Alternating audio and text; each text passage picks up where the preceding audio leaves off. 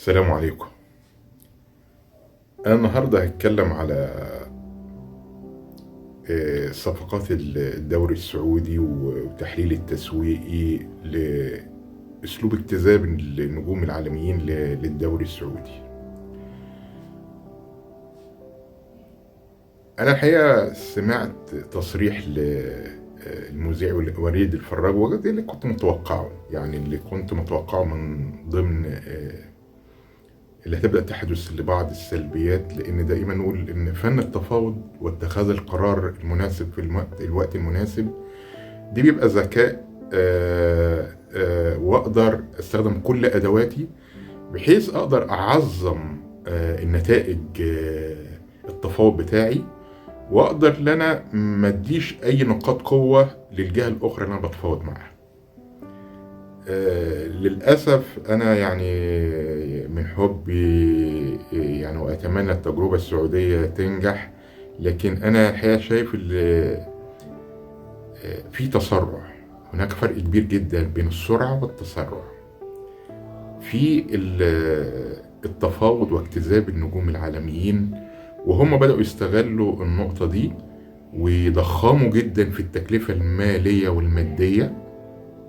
انا كنت موافق من وجهة نظري، انا هنا بتكلم من وجهة نظري، يعني التعقيب والتحليل بتكلم من منظور انا رجل في مجال السياسات تسويق الفكر، وده بيبقى فن التفاوض من طبيعة العمل بتاعي.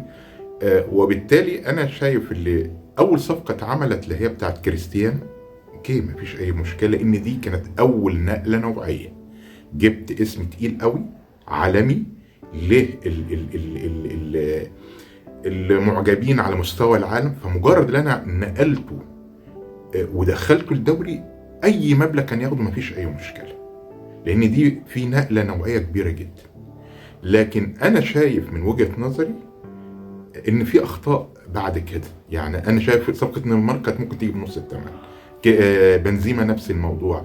لكن فكره ان انا بتفاوض تحت ضغط وسرعه، وبالتالي الطرف الاخر بيحس ده في التفاوض، وبالتالي بيغالي بيعلي قوي.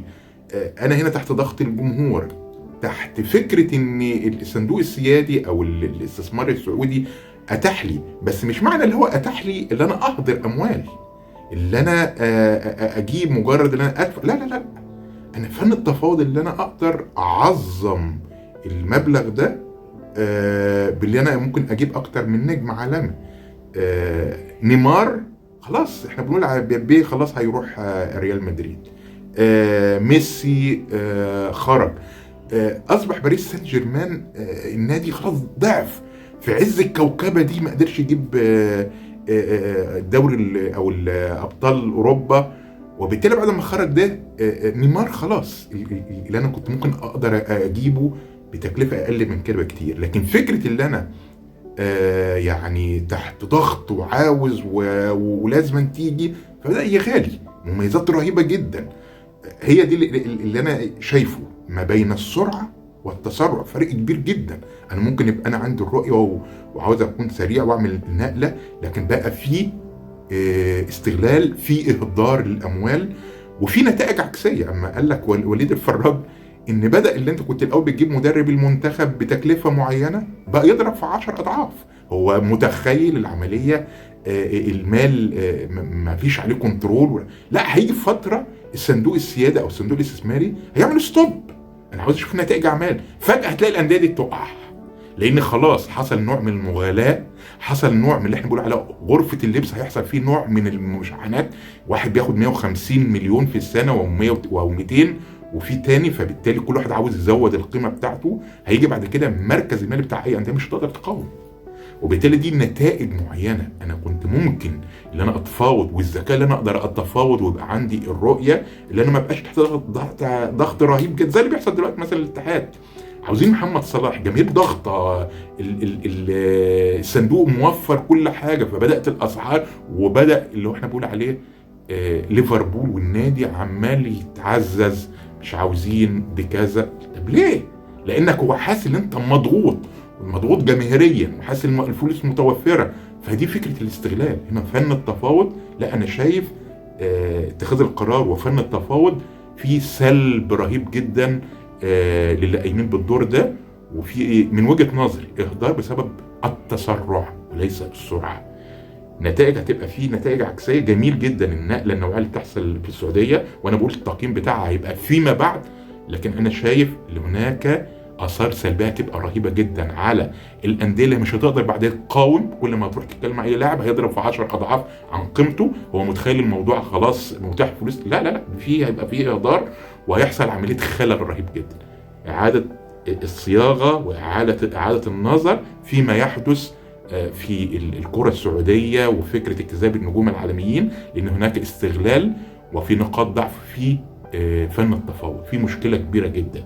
بأكد نيمار كان ممكن يجيب نص الثمن اللي بيحصل من ليفربول، وعشان محمد صلاح وحاجة زي كده كنت ممكن أجيب بأفضل من كده وبسعر أقل. لكن فكرة اللي أنا مندفع متسرع وليس سريع، ما كانش معايا أدواتي اللي أنا أعرف أختار الوقت المناسب اللي أنا أتفاوض. انا بقول نقله كريستيانو مهمه جدا، محمد صلاح لما يجي يبقى مهم جدا، لكن فكره الذكاء في التفاوض، لان بعد كده يا جماعه الانديه السعوديه بعد ما هيشال الدعم ده من الصندوق السياده او الصندوق الاستثماري هتعاني هتعاني هتعاني. محتاجين ذكاء في فن التفاوض واختيار الوقت المناسب، وازاي اقدر امتلك ادوات وانا قاعد على ترابيزه التفاوض، واعرف فين هو محتاجني في ايه وانا هعظمه ايه. لان انا باكد نيمار نموذج، نيمار لا يستحق المبلغ الرهيب ده، لكن حاسس ان فيه اندفاع. ميسي ما جاش، بيبي ما جاش، امبابي ما بيبي، لا فانا عاوز اجيب حد تحت ضغط الجمهور، وبالتالي ضيع مني ادوات كتير جدا انا كنت اقدر اتفاوض بيها. لكن الاندفاع خلى اللي فيه مبالغ اضعاف مضاعفه لحد يعني وهكذا. فبالتالي محتاجين اعاده، وانا بتكلم هنا من منظور محب وبتكلم من منظور تخصصي.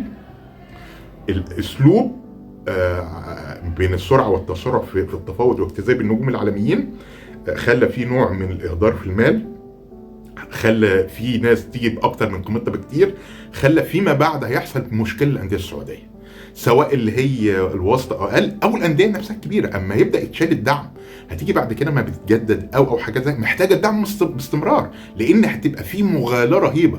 واول لما هتحصل عمليه ستوب ومش هتقدر يحصل مشاكل، هيبدا النجوم العالميين يتململوا، النجوم الاخرين ما بياخدوش التقدير هيبداوا يتململوا. ففي اشكاليه كبيره هنا. كان مبالغ ضخمه بتتضخ، لو كان اتوضعت بخطه واداره في فن التفاوض ومراحل اختيار الوقت المناسب، كانت ممكن يجوا باقل من كده بكتير، واقدر استغل نقاط الضعف. يا نيمار ميسي مشي، يا نيمار بيبي مشي، انت اصلا في وجودهم مش عارفين تجيبوا البطوله، وبالتالي اقدر انا اجيبك باقل من كده، واقدر احط الحجم ده. لان انا جبت النقله النوعيه الرئيسيه كانت كريستيانو اللي كانت ممكن تاخد مبلغ. بعد كده ابدا انتقي، حتى ادي براح للانديه السعوديه ما حدش استغل. قال لك مدرب المنتخب طالب مبلغ ضخم، اي حد عاوز تجيبه اضرب في 10، وبالتالي هتبدا تعاني الادارات بتاعت الانديه والمنتخب السعودي في فكره التفاوض والتعاقدات. وبعد كده هتبقى في، انا من وجهه نظري هتبقى في اشكاليه فيما بعد ممكن تظهر بعد سنه سنتين. محتاجين ضخ اموال، وصندوق السياده او صندوق الاستثمار عمره ما هيبقى المدى الحياه اللي هو يفضل يدي، هو مديك مبلغ ومديك فرصه كنت انت تقدر تستخدمها بذكاء معين، لكن ما تبقاش تحت ضغط الجمهور وضغط حالا وضغط اللي انا محتاجك. وبالتالي بيخلي الطرف الثاني هو في الاقوى ويفرض شروطه المغالى فيها، ثم بعد كده تكتشف الاثار السلبيه اللي هتحصل. ودي اللي انا متوقعه. محتاجين اعاده النظر فيما يحدث حتى لا تتفاقم المشكله. دايما بالتوفيق للمملكه العربيه السعوديه، ونتمنى ان الدوري السعودي يعني ياخد المكانه بتاعته على قد المصاريف والاستثمارات الضخمه، لكن التقييم والموضوعيه والمواجهه والوضوح ما يتزعلش. انا بتكلم هنا من منظور محب، ودائما بالتوفيق للسعوديه والنجاح للدوري السعودي. لكن يا ريت تتاكدوا من الكلام اللي نقوله حتى يتم التقييم والمراجعه، لان انا متوقع هيبقى في اشكاليه كبيره هتبدا تظهر في الافق ممكن خلال 6 اشهر او سنه.